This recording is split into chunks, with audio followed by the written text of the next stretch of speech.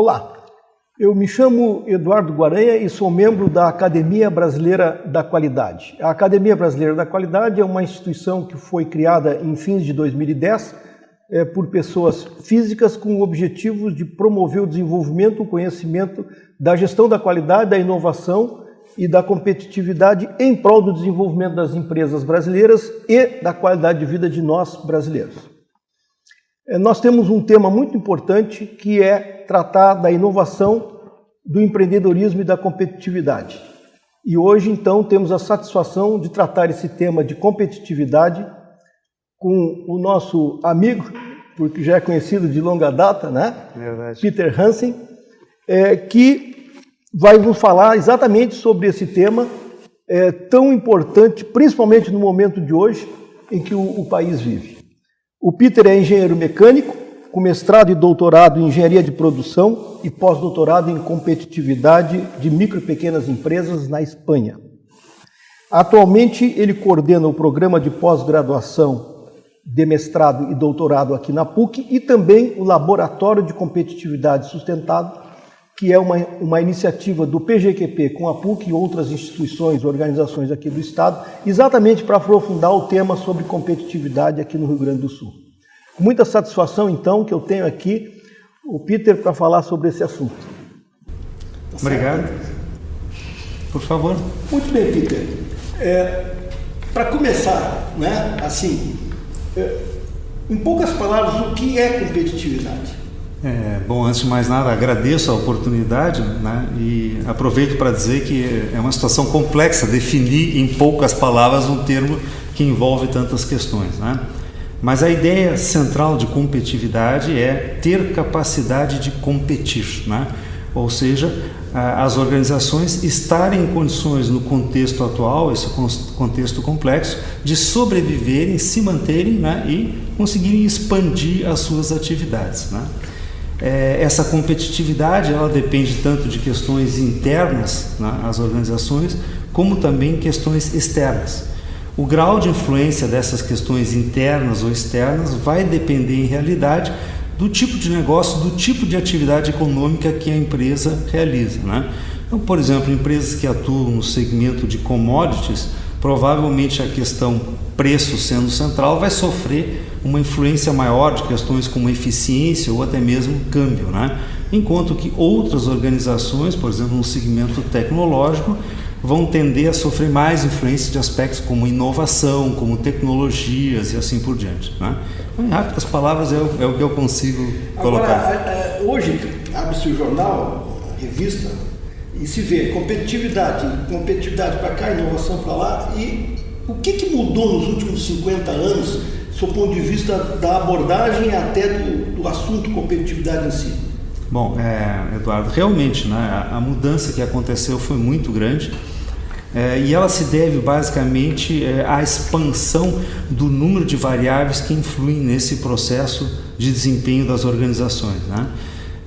Desde meados do século XX, se vem verificando um progressivo aumento da competição, passando inicialmente por aspectos como volume de produção, depois o preço passou a ser um elemento relevante, na sequência a qualidade passou a se tornar um pré-requisito, depois a flexibilidade de atender os clientes e até nos anos mais recentes a questão da inovação.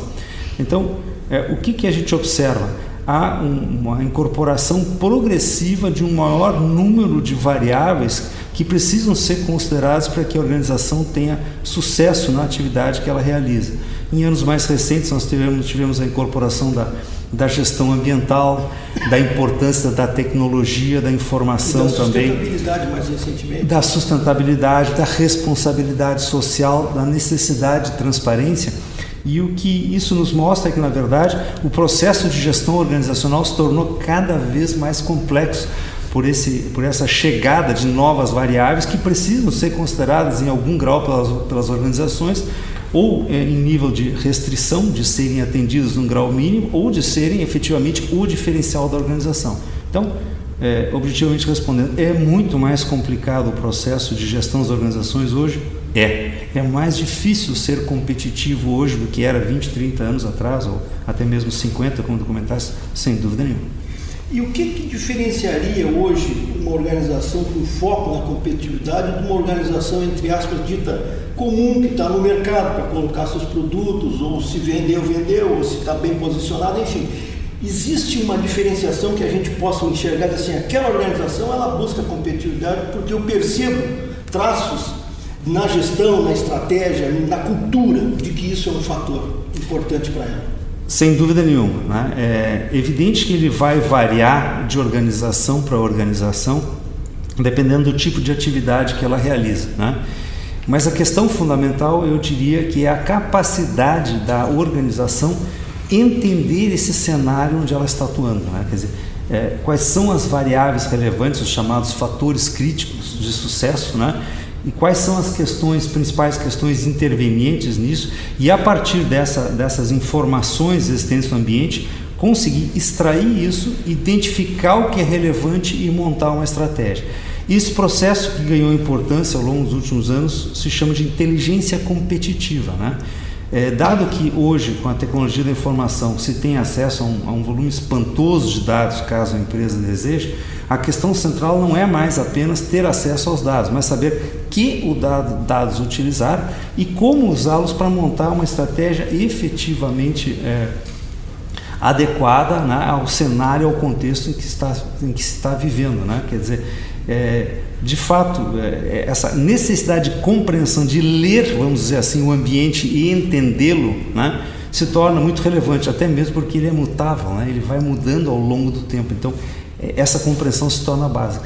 E dentro desse conceito de indústria ou organização no Brasil, que tenha esse traço da competitividade bem desenvolvido, que exemplos a gente teria assim? Eu sei que existem pelo menos 2 ou 3, mas sim, aqueles que seriam mais marcantes no momento atual e que até tem um posicionamento internacional de grande repercussão. Um exemplo vivo que nós lemos todo dia aí é o Ambev, né? Por exemplo, essa aí todo mundo, a própria Natura também é uma organização que na inovação, na sustentabilidade. Mas comentar, de repente pode comentar até um pouco assim sobre o contexto das nossas organizações hoje vis-à-vis o cenário internacional e seu posicionamento competitivo. O que me parece é que as organizações que se internacionalizaram, né, e de alguma forma já enfrentam esse cenário competitivo internacional, elas conseguiram incorporar na sua forma de gestão, né, algumas questões vitais que são muito mais difíceis de serem trabalhadas, né, pelas organizações que, vamos dizer assim, atuam somente no âmbito interno, exatamente porque elas não enfrentam ou não tem esse contato direto com esse cenário internacional de rapidez, de agilidade e assim por diante. Então tem, como tu mesmo comentaste, tem alguns casos conhecidos, né? Nós temos aí a própria Gerdau, né? A própria Marco Polo, Randon, outras empresas que são empresas de sucesso até mesmo no cenário internacional. Nós temos uma tendência muito grande, né, de nos focarmos em cases de sucesso e em grandes empresas, né? Principalmente de fora. Principalmente de fora. Mas também há uma série de empresas de menor porte, né, atuando conjuntamente em alianças, em parcerias, né, que conseguem, através dessa percepção do ambiente, das dificuldades, de quais são as questões chaves, né, estabelecer alianças, parcerias e até mesmo se expandir para a atuação primeiro na América Latina ou em outros países, né?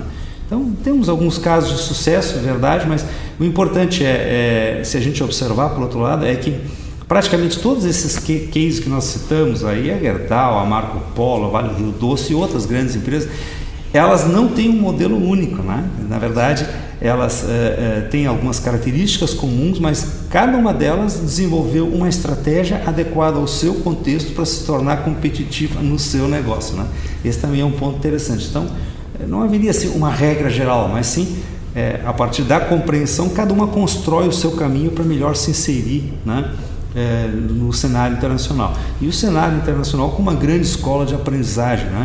Porque nele não existem muitas vezes barreiras que os governos têm, vamos dizer assim, potencializado ao longo dos últimos anos, até mesmo aqui no próprio país.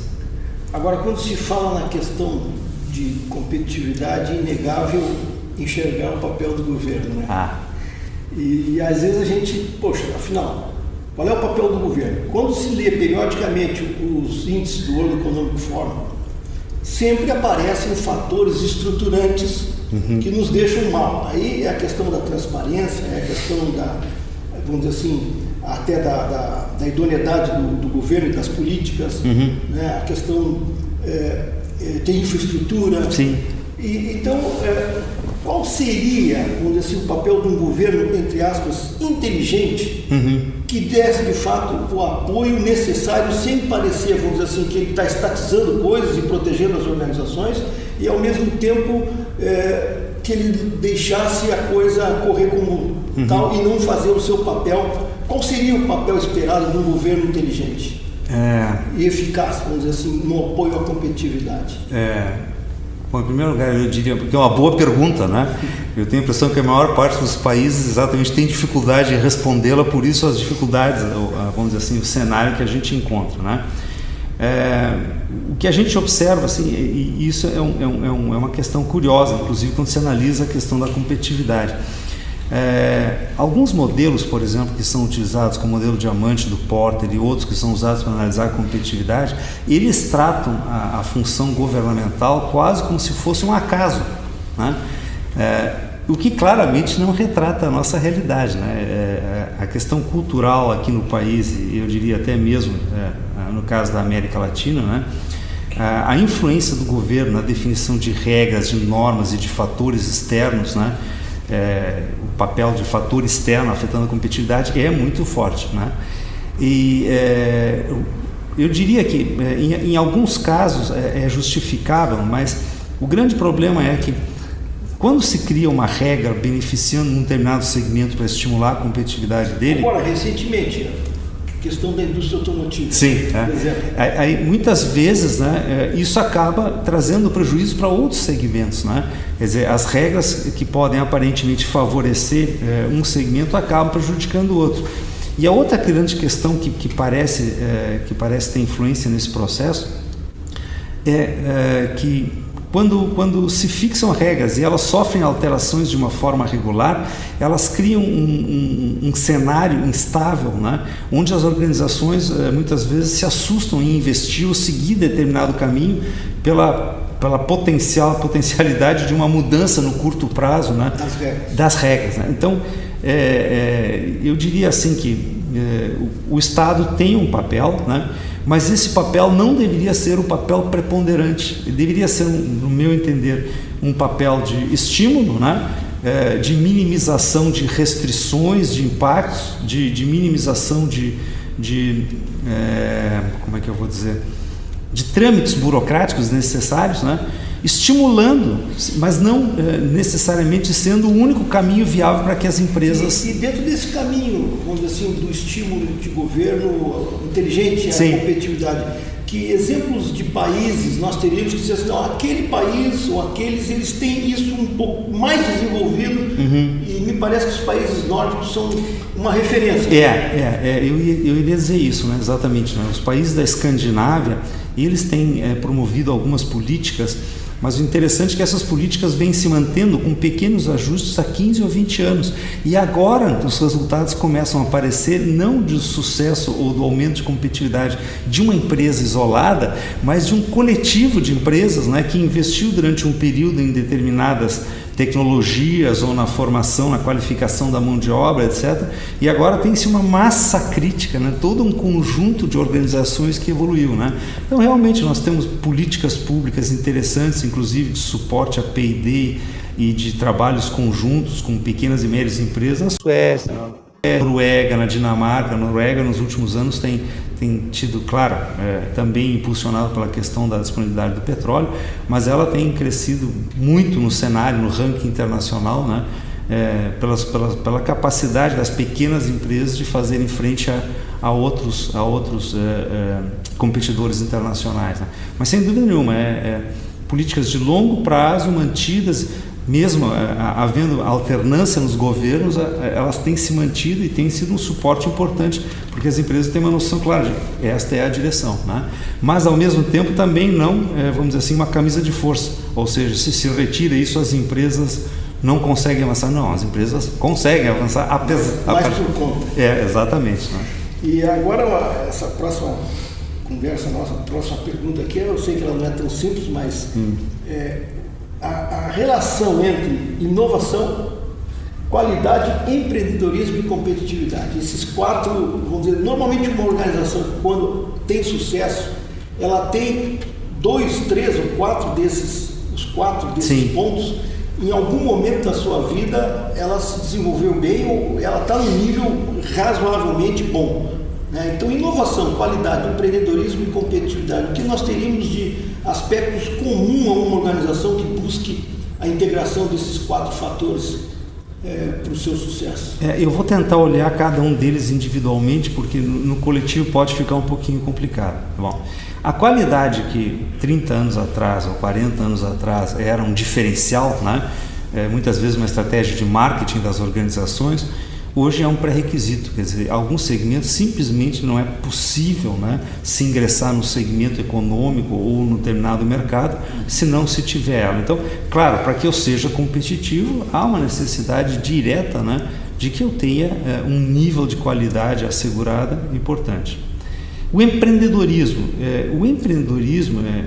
até é uma questão interessante.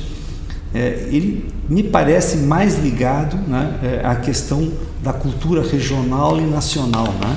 Ou seja, os hábitos, os costumes de uma população, eles influem em grande parte, determinam o grau de empreendedorismo. É certo que nós podemos estimulá-lo, né, mas tem muito a ver com o próprio perfil da população. Isso é possível ver, por exemplo, em diferentes regiões do mundo onde condições similares foram propiciadas de estímulo a atividades econômicas, e em alguns locais, né, tiveram um sucesso muito grande e em outros não, porque não estavam diretamente alinhados com as questões da cultura da população, né? Isso tem a ver com uma micro pequena empresa? Em algum momento? Também, né? Teu pós-doutorado? Isso, né? Isso é uma coisa que se percebe, por exemplo, em regiões onde grande parte da população sobrevive ou tem seus rendimentos como funcionário público, né? O efeito de um curso de empreendedorismo, um curso superior, ele é muito menor que em regiões onde tipicamente a população tem exatamente, né? Então isso é uma coisa que se percebe. Mas por outro lado, o empreendedorismo, né, ele naturalmente estimula a competição e por consequência, né, ele obriga, quer dizer, ele contribui para essa noção de competitividade e para as empresas entenderem a relevância disso, já que como ele estimula novos negócios, estimula a competição. A inovação, né, por sua vez, vamos dizer, um dos fatores competitivos mais recentes que ingressaram nesse cenário competitivo, né? E em alguns segmentos que têm sido de maior evidência nos últimos anos em termos econômicos, da tecnologia de informação, de novas mídias, de indústria criativa, ele tem um papel fundamental, né? Por quê? Porque a inovação garante uma certa perenidade para o processo competitivo da empresa. A empresa precisa necessariamente, a organização ao longo do tempo, ficar se reinventando para se manter competitivo no cenário em que ele atua, né? Ou seja, os 3 elementos eles estão presentes, mas em graus diferentes dependendo do tipo de negócio, né? Quer dizer, em alguns tipos de atividades econômicas, por exemplo, a qualidade vai ser o fundamental. Em outros, a inovação, né? Por exemplo, o processo inovativo, que é fundamental na indústria criativa, talvez não seja tão relevante na produção internacional de commodities, na comercialização, né, das commodities. Então, tem relevância genericamente falando, mas, de novo, né, o ponto central é entender em cada negócio, né, através de um processo de inteligência competitiva, o que é relevante naquele contexto, para que a partir disso se defina as formas então de construir as estratégias. E dentro desse aspecto, vamos dizer assim, da complexidade da competitividade, como que uma organização ela pode, vamos dizer assim, iniciar um processo de busca da sua situação competitiva, dizendo o seguinte: não, daqui 5 anos, 10 anos nós seremos diferentes entraremos num setor, no mercado, ou seja, como que essa jornada pode se iniciar numa organização para que ela não se atropele por si mesmo e deixe, vamos dizer assim, de evoluir nisso? Bom, a minha percepção, né, não é uma verdade absoluta, a minha percepção com relação a isso é aquilo que nós já tínhamos falado um pouco antes, é o processo de inteligência competitiva, né? Quer dizer, se a empresa não consegue reconhecer os sinais do ambiente sobre o que é relevante ou não para o seu sucesso, ela vai ter extremas dificuldades de definir que ações tomar. Eu me recordo uns anos atrás, quando foi feito um trabalho, uma pesquisadora que trabalhava comigo, fez um trabalho para analisar a questão da competitividade dos jornais impressos do Rio Grande do Sul. Dos jornais impressos do Rio Grande do Sul. E na entrevista com os envolvidos na área, nenhum deles identificou a internet como potencial concorrente. Ou seja, não estava no cenário competitivo dele. Nós podemos ver o que aconteceu nos últimos anos, né? Quer dizer, ano a ano reduz-se a quantidade de jornais impressos. Recentemente, né? O Sul aqui saiu da publicação de fora em forma de papel. Exatamente, né? E no entanto, como eu disse, há 5 anos atrás, ou um pouco mais, 6 anos atrás, não havia percepção por parte das empresas jornalísticas de que a internet era um grande competidor. Então, a compreensão das variáveis envolvidas, né, nesse cenário competitivo, o que é relevante, por que a organização sobrevive, quais são os segmentos de mercado, conhecer bem o mercado, entender bem e acompanhar bem a evolução dessas diferentes variáveis, isso é fundamental, né? A partir disso é que a empresa vai poder, a organização vai poder, então, definir regras ou alternativas ou caminhos ou técnicas a serem empregadas, né, para melhor se relacionar com esse ambiente no qual ela convive. Hoje nós estamos em novembro de 2015, né? Vamos dizer, 15 anos aí do século XXI. Qual é o futuro da competitividade no Brasil e no mundo? E falando um pouquinho mais, que a gente escuta muito a questão da cooperação. Sim. Né? Então, a competitividade ela vai ser mais agressiva, vai ter um grau maior de cooperação. O Brasil, vamos dizer assim, com tudo isso que a gente tem visto aí de questões de infraestrutura, questões de falta de políticas claras, a própria questão da corrupção, a questão do dólar a 4,10, 4,15, toda essa questão envolvendo a aflição hoje que, né, as empresas e até as pessoas vivem. Como é que a gente pode vislumbrar, vamos dizer assim, um progresso ou uma situação, vamos falar assim, para os próximos 5 anos, tanto em termos de Brasil quanto em termos de mundo? Se é possível. Eu ia começar, Eduardo, dizendo isso, olha, eu não tenho bola de cristal, né?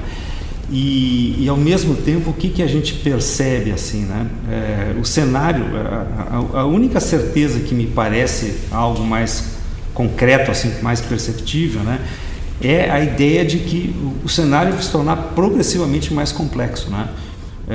O fenômeno que já vinha acontecendo na segunda metade do século XX, com o passar dos anos, ser cada vez mais complexo a gestão das organizações pelo crescimento do número de fatores que influem no desempenho da empresa, né? Mas é conhecido o fato aí, a Amazon, nos 8 primeiros anos, né, ela deu prejuízo. Hoje ela começa a dar lucro, ou seja, algumas daquelas formas tradicionais de se avaliar o resultado de uma empresa, né, elas estão sucumbindo. Quer dizer, uma empresa num ano tem um resultado fantástico, 2 anos depois ela foi comprada ou não existe mais. Então, o processo tende a se tornar mais complexo, isso sem dúvida nenhuma, né?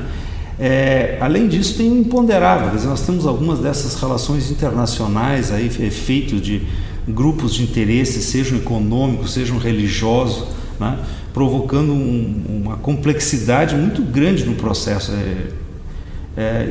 Então, isso nos leva, eu diria assim, essa ideia do processo de inteligência competitiva, das empresas estarem analisando continuamente o contexto, percebendo as mudanças, né, isso precisa ser trabalhado, né, de uma forma mais intensa, até porque, por exemplo, um exemplo claro dessa necessidade de adaptação do processo de planejamento das empresas é a própria situação que aconteceu com o planejamento estratégico, né?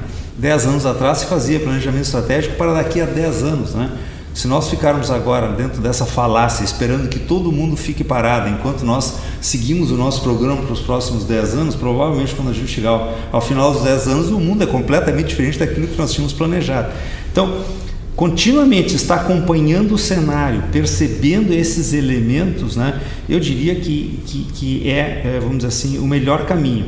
Agora, seguramente vai se tornar progressivamente mais complexo, quer dizer, à medida que aumenta o número de variáveis em jogo, né, ou seja, a empresa tem que ser, a organização tem que ser rentável, tem que produzir um produto de qualidade, ser flexível para atender as demandas do cliente, ser rápido e confiável nos prazos de entrega, né? Ser ambientalmente sustentável, ela precisa ser socialmente adequada, ela precisa atender requisitos de normas, etc. Isso leva um número muito grande de variáveis, né? E gerir isso, atendendo num grau mínimo todos esses elementos ao mesmo tempo, vai tornar o processo progressivamente mais complexo.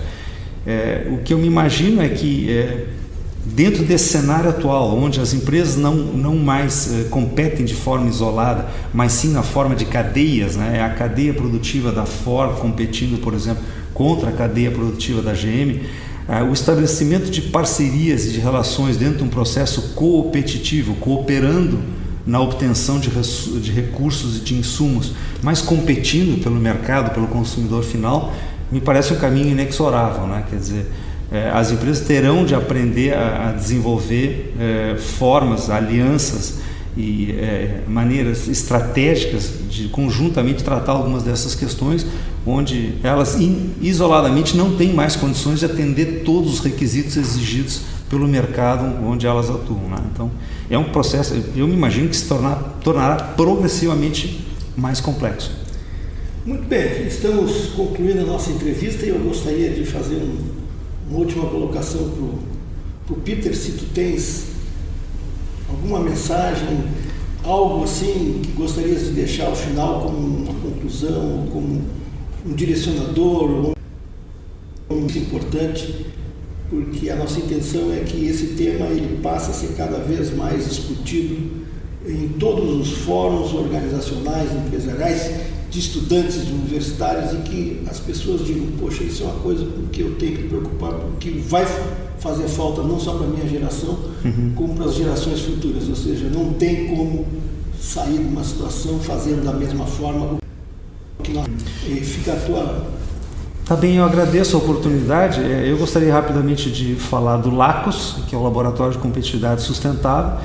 Ele é uma iniciativa que envolve tanto o PGQP como a própria PUC, a universidade que eu represento, e eu acho que ele traz um pouco dessa essência do que se discutiu aqui, na medida em que ele propõe, vamos dizer assim, o entendimento da competitividade e das dificuldades que as organizações têm para atingi-la, mas de um ponto de vista mais amplo, não simplesmente uma questão de redução de custos de curto prazo ou de atingimento de metas de faturamento, mas uma visão mais ampla, né, em termos de sustentabilidade, sua manutenção ao longo do tempo.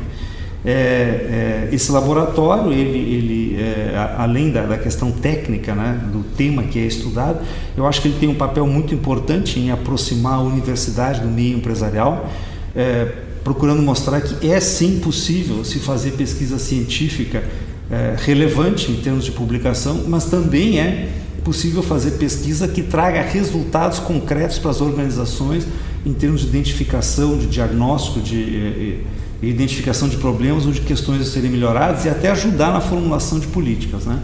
Então, eu gostaria de convidar a quem nos assiste, né, a entrar no site. Dentro de algumas semanas nós teremos o site do LACOS à disposição. E se quiserem fazer contato, por favor, né, vai ser uma honra a gente poder dividir um pouco das nossas dúvidas, das nossas discussões, né, sobre a evolução do processo e até mesmo mostrar alguns resultados que a gente já obteve na pesquisa realizada com 300 empresas do país aqui no ano passado, comparando a questão da gestão sustentável dentro desse conceito de competitividade sustentável, né, os nossos resultados no Brasil frente aos resultados obtidos no exterior em pesquisa similar pelo MIT. Tá? De minha parte era isso, muito obrigado, agradeço a oportunidade. Muito obrigado, Peter, e até a próxima entrevista. Até.